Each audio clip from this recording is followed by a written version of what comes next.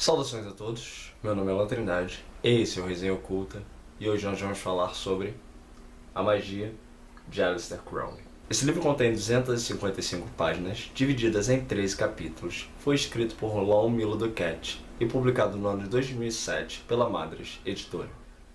Em seu prefácio, Emeneus Beta fala sobre esta obra ter uma importância para aqueles que não entendem a complexidade ou que possam não entender a complexidade da obra de Crowley, e portanto esse livro tem uma função de introdução para todo o contexto do sistema telêmico, não sem antes salientar que parte da interpretação dada aqui está no campo da interpretação do autor, no caso do Lon Milo Duquette. Então isso é uma coisa que a gente vai encontrar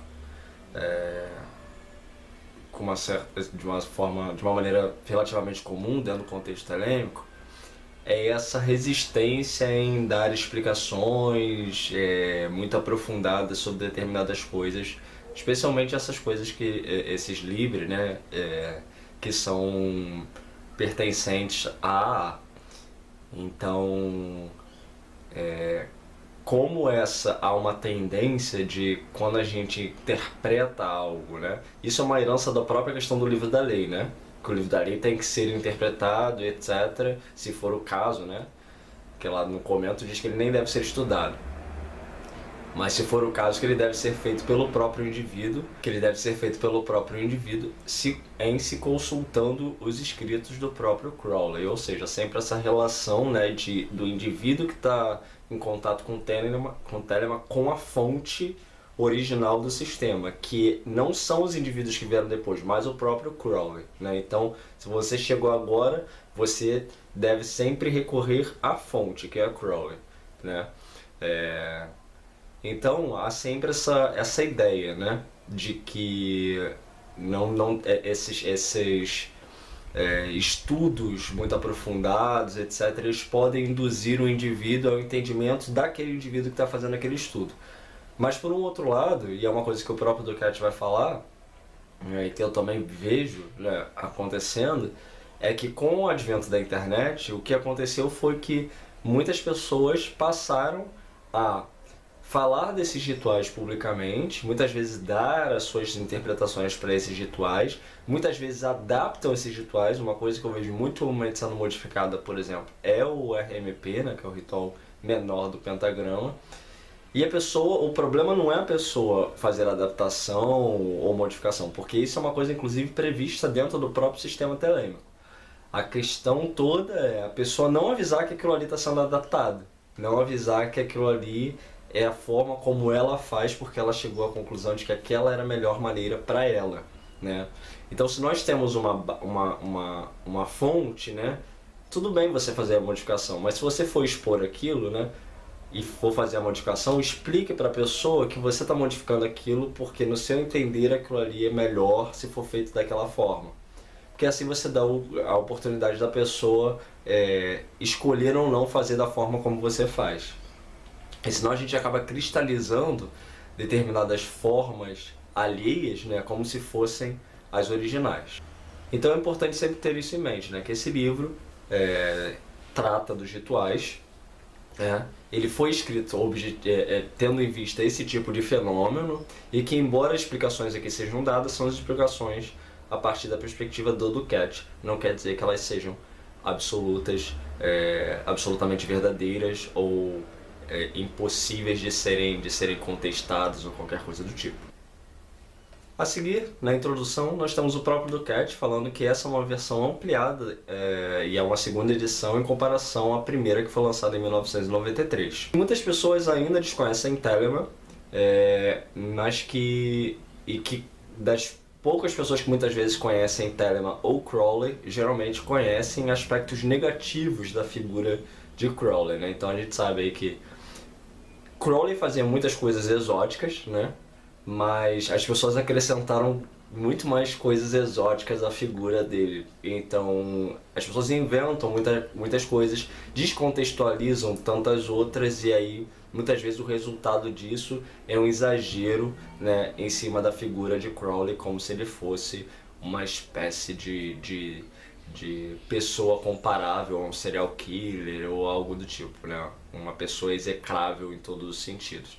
E quando, na verdade, quando a gente começa a estudar a história de Crowley, a gente percebe que ele era um contestador, né? Muito mais do que qualquer outra coisa que muitas vezes atribuam a ele. Então, ele essencialmente era um indivíduo que contestava aquilo que era vigente, né? Fosse moralmente, sexualmente, religiosamente, etc. Ele era o cara que estava disposto a questionar toda aquela cristalização de ideias que tinha na sociedade até então. E por isso ele se colocou na posição, né, de um indivíduo que traria novas ideias, que traria uma nova forma de pensamento, especialmente no campo religioso e espiritual. E aí o Duquette, ele pensa esse livro como uma introdução, né, para muitos indivíduos que não conhecem Telemann. Então ele vem falando também um pouco da história, né, que Crowley acabou morrendo praticamente sem discípulos, sozinho e pobre, em 1947. Mas que graças aos Beatles, então ali no lançamento do disco Sgt. Pepper's, ele acabou sendo reanimado, né? Então outras pessoas começaram a se interessar em saber quem era aquele indivíduo que estava lá, aquele carequinha que estava lá no canto da capa do disco, etc. Então isso acabou reanimando toda a conjuntura telêmica. E destaca ainda que em 2002 a BBC fez uma pesquisa para elencar os 100 ingleses mais importantes da história da Inglaterra, e Crowley ficou na 73ª posição. Chegamos então ao capítulo 0, que é perguntas frequentes sobre Aleister Crowley. Então esse capítulo tem a ver com isso que eu falei anteriormente, né? Que pessoas que acabaram de chegar em Telemann, acabaram de conhecer Crowley, muitas vezes têm, né? Muitas dessas perguntas baseadas naquilo que falam por aí. Então ele seleciona aqui algumas perguntas, né? Eu vou citar só os negritos, que são os títulos das perguntas, e ele vem desenvolvendo então as respostas. Então a primeira pergunta é: Aleister Crowley era satanista ou adorador do diabo? Era um magista negro?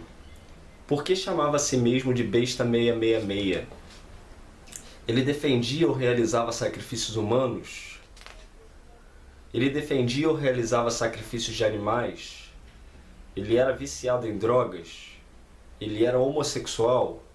Ele foi traidor da Inglaterra ou um espião da Alemanha? É perigoso estudar Aleister Crowley? Então ele vem, né, desenvolvendo todas essas respostas. São perguntas, acho que bastante comuns para todos aqueles que acabaram de conhecer esse universo Crowley barra Telemann. No capítulo 1, chamado A Magia da Vontade, ele vem desenvolvendo a ideia sobre a máxima telêmica comum, que é uma das definições de Crowley sobre magia, que é: a magia é a arte e ciência de causar transformações de acordo com a vontade. E que, portanto, todo ato intencional é um ato de magia, e seu oposto não. Então, grande parte do desenvolvimento da estrutura dos rituais telêmicos, etc., vai também ser baseado nessa ideia, né? De que você tem que intencionar tudo aquilo que você faz, você tem que estar consciente de tudo aquilo que você faz. Um exemplo que geralmente me perguntam, né, quando as pessoas me veem almoçando, tem um ritual chamado Will, né, que é a vontade. E antes da refeição, então, faço esse ritual. E as pessoas perguntam para mim: você está orando, você está agradecendo, né, pela comida? E eu falo: não, esse ritual, na verdade, ele dá um direcionamento para o ato de comer, né? Que o ritual consiste, ele é pensado para se fazer no mínimo em dupla, mas você pode fazer sozinho, que é: faz o que tu queres, será o todo da lei. Qual é a tua vontade? É minha vontade comer e beber. Para que fim? Para que possa fortalecer o meu corpo. Para que fim? Para que possa cumprir a grande obra. Amor é lei, amor sob vontade. Comecemos. Então, não é um agradecimento, né? É apenas um direcionamento para aquele ato, que é o ato de comer. Para que ele não seja um ato mecânico, para que você não esteja ali comendo sem qualquer consciência do ato de estar comendo. Para que você direcione a sua mente, né? Então, muito da estrutura telêmica vai ser pensada para que o indivíduo permaneça de tempos em tempos sempre se lembrando da sua função enquanto um magista telêmico, um místico telêmico, né? Então, basicamente, num dia, Telema, se nós formos levar em consideração toda a estrutura indicada por Crowley, né, para ser praticada num dia, nós temos cerca de 6 rituais, né? Porque a gente vai falar deles aqui, que são o hash, né, o Liber Hash, que são 4 adorações solares, né? O RMP, que é o ritual menor do pentagrama, alguns praticam uma vez por dia, outros praticam 2, né? Então nós temos aí, vamos contar que seja uma vez por dia, então nós temos 5 rituais. O Will, que é esse da principal refeição do dia, né? E tem ainda a Missa da Fênix, que ele também pensou para ser praticada diariamente, embora, né, eu não conheça ninguém que pratique a Missa da Fênix todos os dias. Mas então nós temos uma média aí, acho que de 6 ou 7 rituais por dia. Isso por quê? Para que o indivíduo permaneça o tempo inteiro com o pensamento voltado para a grande obra, né? Para a realização da grande obra, e para que ele esteja o tempo inteiro consciente das coisas que ele está fazendo, né? Ou seja, a mente sempre focada no divino, objetivando a realização da grande obra e em contato com o divino. E nisso também a gente vê uma diferença que o Duquette vai apontar aqui, por exemplo, em relação aos indivíduos de religiões abraâmicas, né? Que são judeus, cristãos e muçulmanos, ou relacionados, né? Que eles têm um pensamento de submissão em relação ao divino, né? Então Deus é o meu provedor, né? E eu tenho que me submeter a Deus. Então a responsabilidade pela minha vida é Deus quem provê, né? Então é um pensamento tanto diferente do pensamento telêmico, né? Que vai colocar o indivíduo não acima de Deus, né? Mas como responsável pelas suas próprias atitudes. Então é uma postura talvez um pouco mais ativa do que passiva em relação à divindade.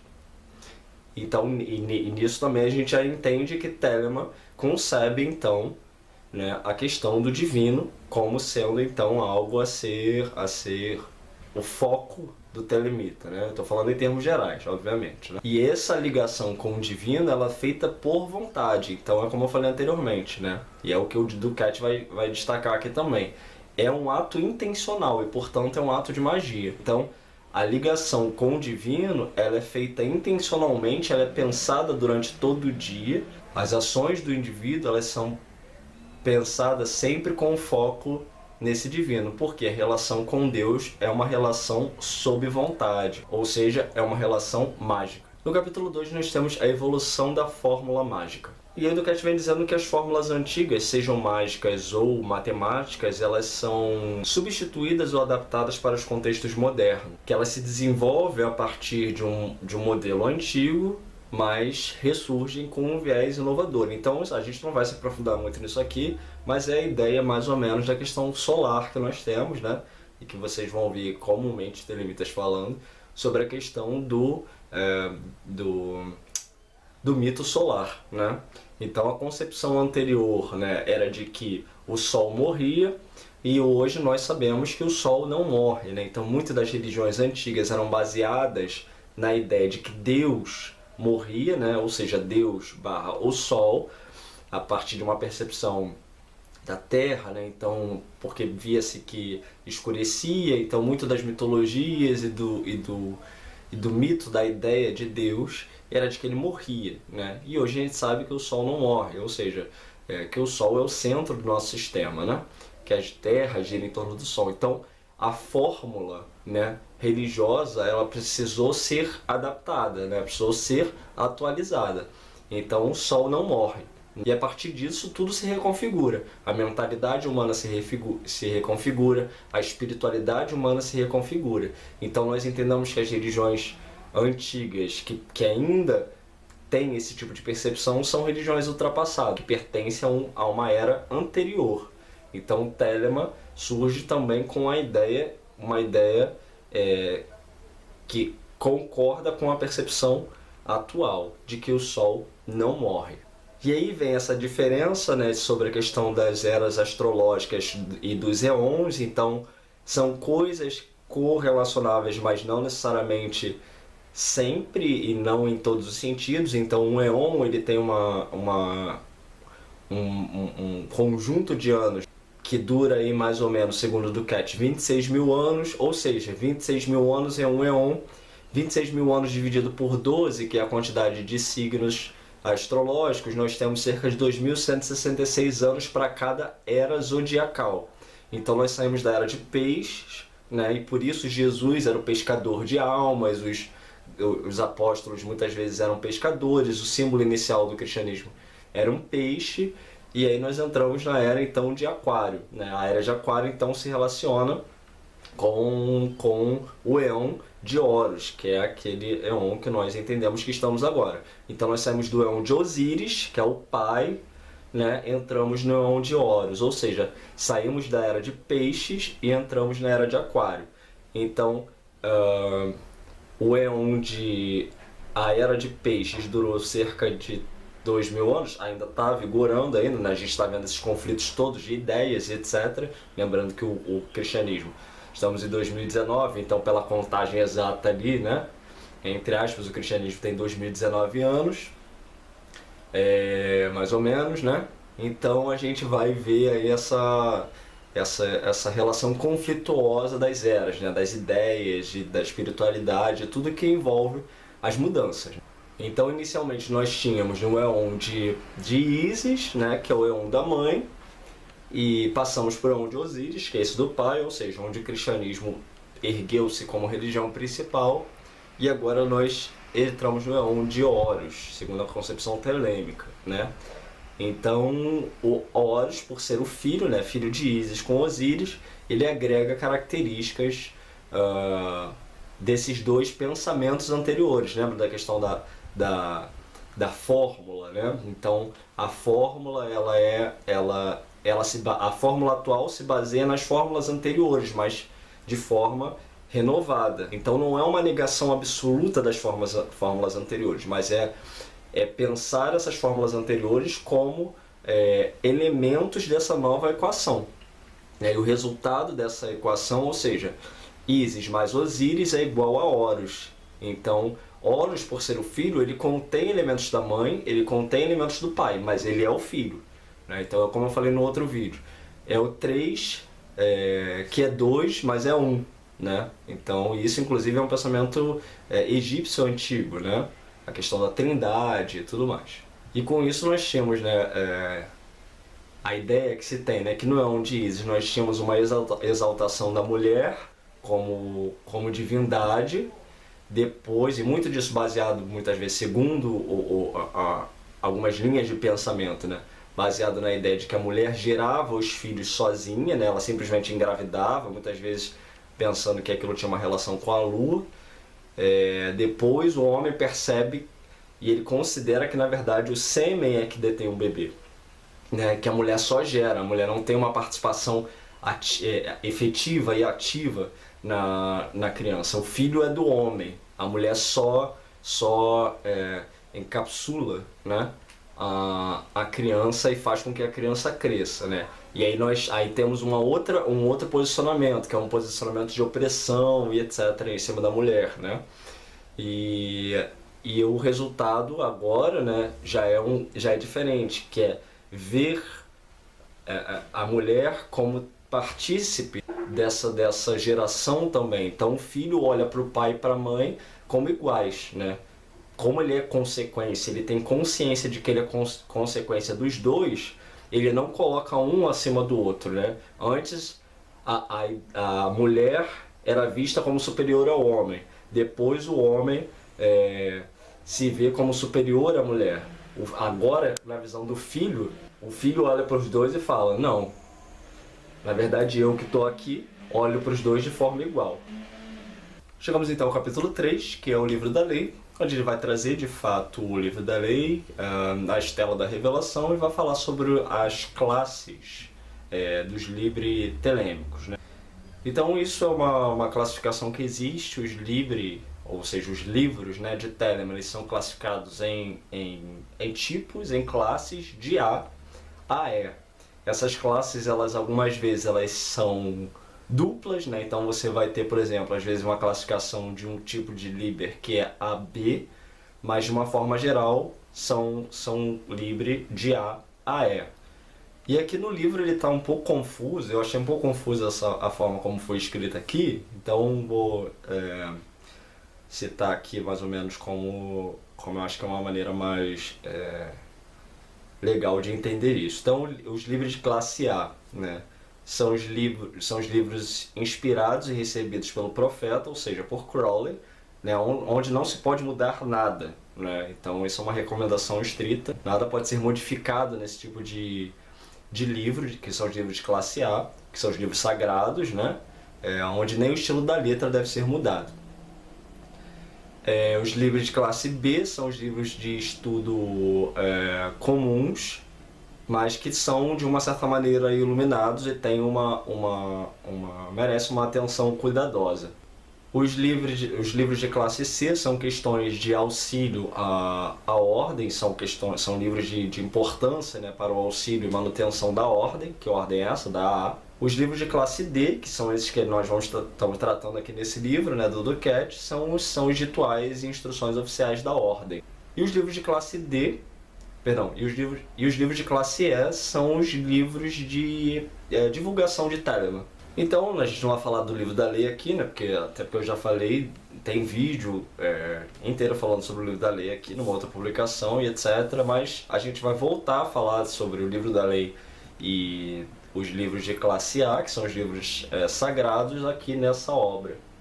Os livros sagrados de Telemann, né, acabou de sair recentemente pela Madras também. Então, depois nós vamos ter uma resenha falando sobre os detalhes dessa publicação. No capítulo 4, os rituais do pentagrama. Então a primeira coisa que o Duquette vem destacando aqui é sobre a natureza elemental do pentagrama. Então, acho que todo mundo é familiarizado, né, com o pentagrama, todo mundo já viu que é aquela estrela de 5 pontas, né? E qual é a correlação que você faz? Que cada ponta daquela representa um dos 4 elementos, ou seja, terra, fogo, água e ar, unidos no seu topo através do 5º elemento, que é o espírito. Ou seja, o espírito é o unificador dos 4 elementos, né? E ele fala assim na página 69. A combinação e recombinação perpétua desses elementos é o próprio processo de criação. Desde o início de sua carreira mágica, ele ou ela deve conscientemente tomar parte desse ato de trapaça divina e se esforçar no sentido de corrigir qualquer desequilíbrio elemental em sua vida.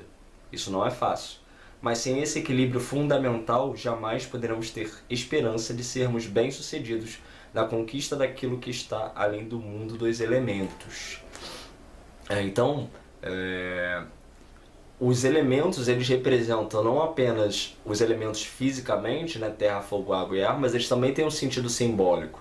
Tanto no sentido da própria vida em si, da natureza, mas em nós mesmos, né? Então a gente pode correlacionar, por exemplo, a água com os sentimentos, o ar com o intelecto e etc. Então a combinação, né, e o equilíbrio desses elementos ele é feito através daquele unificador que está lá em cima, que é o espírito. Então, a prática do ritual menor do pentagrama, ele também visa esse tipo de equilíbrio na vida do indivíduo, na vida do magista. Então, por que é dito que o RMP é muito importante de ser praticado pelo iniciante? Porque o iniciante está localizado aonde? Na Terra. Ele está da Terra olhando para o Sol, né? Mas ele ainda está na Terra, então ele ainda é disperso muitas vezes, existem coisas na vida, né, da sua própria vida e nele próprio, que muitas vezes desviam ele desse foco, né, que é o que? O espírito, que é a ponta de cima do pentagrama. Então, por que da prática do RMP? Para que ele sempre mantenha esse equilíbrio, de que esses 4 elementos estejam sempre unificados e equilibrados pelo espírito. Então, para só depois ele começar a olhar e reequilibrar outros elementos em si mesmo que são os planetas e tudo mais. Então, são outros componentes, né? Que é quando ele começa a viajar para o espaço, entre aspas. Então, ele se desloca da Terra para o espaço. E aí ele começa a ter uma relação com os planetas. Então, mas enquanto ele está aqui, enquanto ele está localizado na Terra, ele precisa equilibrar os 4 elementos. Para só então equilibrar os outros 7 elementos, que são os planetas. E aí ele fala assim na página 71. O ritual menor do pentagrama deveria fazer parte de qualquer trabalho mágico ou exercício de adivinhação. Ele é o equivalente mágico de limpar, de aspirar o pó e de espanar o templo antes da operação. Apenas um tipo de pentagrama é usado, banimento da terra, e a cerimônia é muito breve. Ela provê talvez em um primeiro momento a oportunidade para o magista criar um ambiente mágico. Esse simples ritual também é útil de muitas outras maneiras. Ele dá base ao magista e estabelece um círculo de proteção para a operação. Quando regularmente executado, desenvolverá no magista seus poderes de visualização e concentração por meio do ato de traçar os pentagramas e pela invocação dos guardiões angélicos. Então, além dessa questão, né, do equilíbrio das forças em si mesmo, o ritual é feito invocando-se nomes santos, são os nomes de Deus e dos arcanjos, e visualizando os pentagramas e esses seres, né, além dos nomes sagrados. Então isso também é um processo de desenvolvimento do próprio magista enquanto manifestador de força. Então por que tem que se vibrar os nomes, né? Você absorve os nomes sagrados e você visualiza os pentagramas. Você visualiza os pentagramas ao seu redor e etc. Isso tudo é um exercício, né? Por isso a importância de se praticar isso todo dia, né? Porque segundo a tradição, chega-se num momento em que você de fato vai ver essas coisas, né? Você de fato vai ter desenvolvido a sua capacidade astral a tal ponto de que você vai ver os pentagramas traçados, você vai ver os nomes santos, você vai sentir a presença dos anjos ao seu redor e etc. Bom, e nesse contexto, o indivíduo ele tem que decorar o ritual, né? Como é idealmente pensado para a maioria dos rituais, que o indivíduo internalize esse ritual de modo que não precise ler, né, na hora de fazer o ritual. Então por isso também da prática constante ser necessária. E, bom, aí o Duquette ele vem dando uma dica aqui, né, porque nós temos o pentagrama, né, e cada ponta do pentagrama, como dito anterior, ele é atribuído a um elemento, o espírito sempre no topo, correto? Então, por padrão, o que é sempre feito? Da terra. Então, geralmente, bane-se a terra. Então, quando você quer banir, o ritual ele é feito para invocar ou banir a energia do elemento. Então, geralmente, se bane a energia do elemento. Que elemento é esse? Da terra, né? A terra fica localizada, talvez a imagem apareça espelhada aí, mas, bom, mas é mais para que você se situe mais ou menos como funciona a coisa. Então, se bane a terra, ou seja, para banir nós tiramos do elemento, né? Então, a terra está aqui, eu tiro, né? Então, da terra, estou banindo, tirando. É como se você estivesse tirando a terra, né? Se eu quero invocar, eu trago para a terra. Então, eu saio do espírito para a terra. Para banir, eu tiro a terra do seu lugar, correto? E a mesma coisa para os outros elementos, cada um na sua posição, obviamente, né? Mas você tem que decorar quais são as posições dos 4 elementos. Então, 2 a gente já sabe. O espírito está aqui em cima, né? E a terra fica aqui do lado esquerdo, né? Inferior esquerdo. Do lado esquerdo, nós temos os elementos. Isso é uma coisa que eu uso, né? Talvez ajude, mas você sente-se à vontade para memorizar da maneira que você achar melhor. Então, a Terra está aqui. Os 4 símbolos dos elementos são sempre triângulos, correto? Eu sei que do lado esquerdo estão os triângulos traçados. Então a Terra ela é um triângulo para baixo com um traço no meio, né? Se eu sei que do lado esquerdo estão os triângulos traçados, logo o que está acima? O ar, né? Então o ar é o triângulo para cima com o traço. Então eu já sei que do lado esquerdo está a terra e o ar, porque são os triângulos traçados, né? Sempre o quê? Me baseando na terra. Triângulo traçado é terra, do lado esquerdo estão os triângulos traçados, logo terra e ar. Do lado direito então ficam o quê? Os triângulos que não têm traço. Então do lado inferior direito eu tenho fogo, né? E do lado superior direito eu tenho a água. Pronto, né? E a partir daí é só usar a mesma lógica de banimento e invocação. Então, se eu sei que... Então, recapitulando, né? Do lado esquerdo estão os triângulos com traço, do lado direito estão os triângulos sem traço. Então, terra, ar, água e fogo.